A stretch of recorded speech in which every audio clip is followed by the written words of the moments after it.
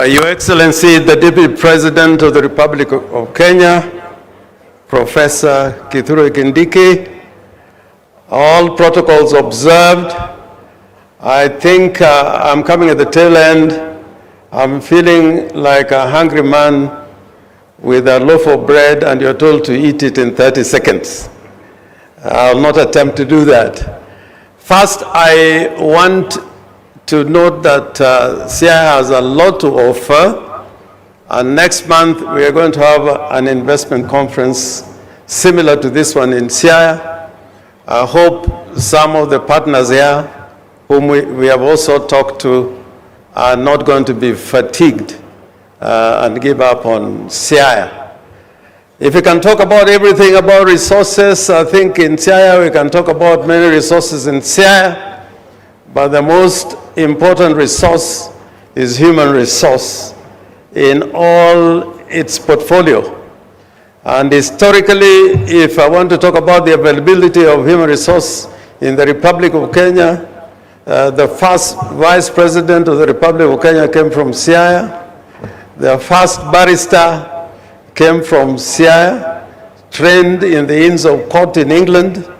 The first group of professors in the country who are lecturing in Makerere and abroad came from Siaya, and recently we lost Professor Bethel Ogot, and I hope I'll carry your condolences and sympathies to the family of Professor Ogot.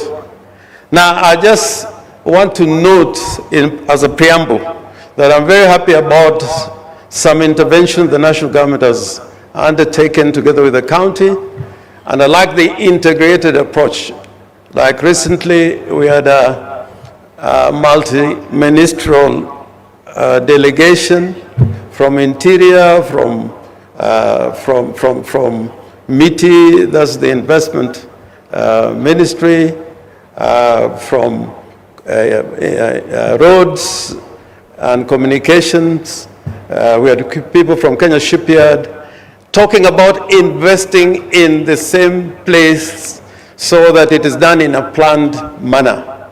And that is about the port of, we are trying to build in Usenge. But more relevant to what we are discussing today, I wanted to say this.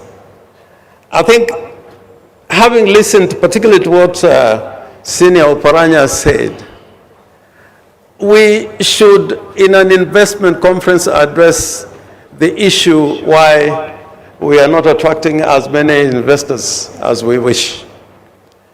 And investment conferences have taken place.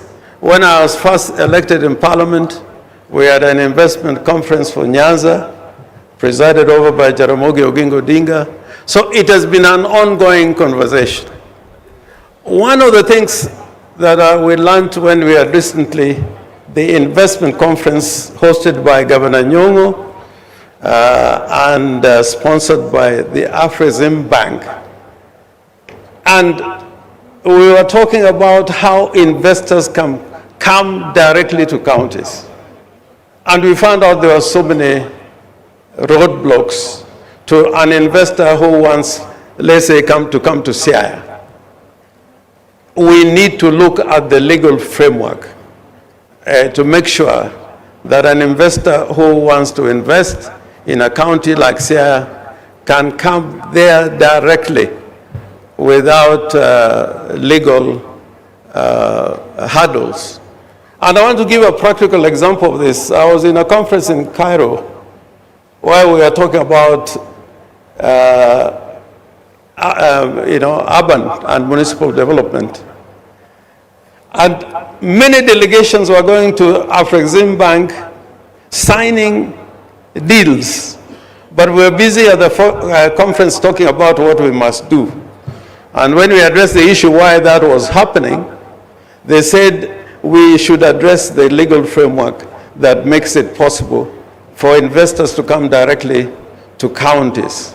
For example, if you wanted to go into a private-public partnership under the current framework, you cannot succeed in 5 years.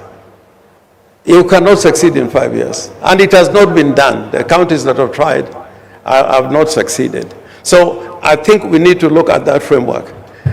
The other thing, whereas the Constitution gives a framework of sharing revenue, if you look at the revenue that is allocated to national government, and I'm glad to talk about this because I think there is acceptance of that fact, that if you look for roads, for example, you find that one county in a particular area is given more money for tarmac roads, more than, let's say, the entire of Nyanza. With that type of situation, it will be very hard for this region to move ahead.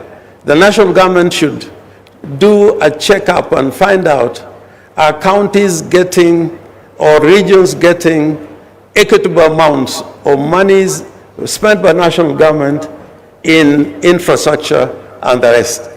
And lastly, I want to say this.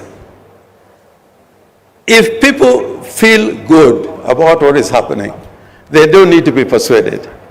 They don't need to be persuaded. When Kibaki took over, in the first 6 months, there was a feel-good factor. And I'm challenging ourselves that having gone through these processes and in election cycles, we need to take measures that the ordinary Kenyans at the end of the day can say, we feel good, what is happening to us, what services are being delivered to us. And this investment conference will deal with this issue if you can open up the counties and the regions. I don't want to go beyond that. I thank you, and thank you very much, the organizers. Thank you very much, Jim. Could I ask the deputy governors who are here to just stand and wave? I see my deputy governor is there, Dr. Willie, and others. Please, where you are. I'm sorry, this light is too strong. But anyway, thank you so much. Mr. Deputy President, thank you very much for letting us share your time. I'm sure that what has been said here is useful to your ears. And please come again to Kisumu and stay longer. I will be a very good host, and you know why I say so. Asanteni sana. Asante sana. Tafadhali kila mmoja naomba kwa heshima tusimame.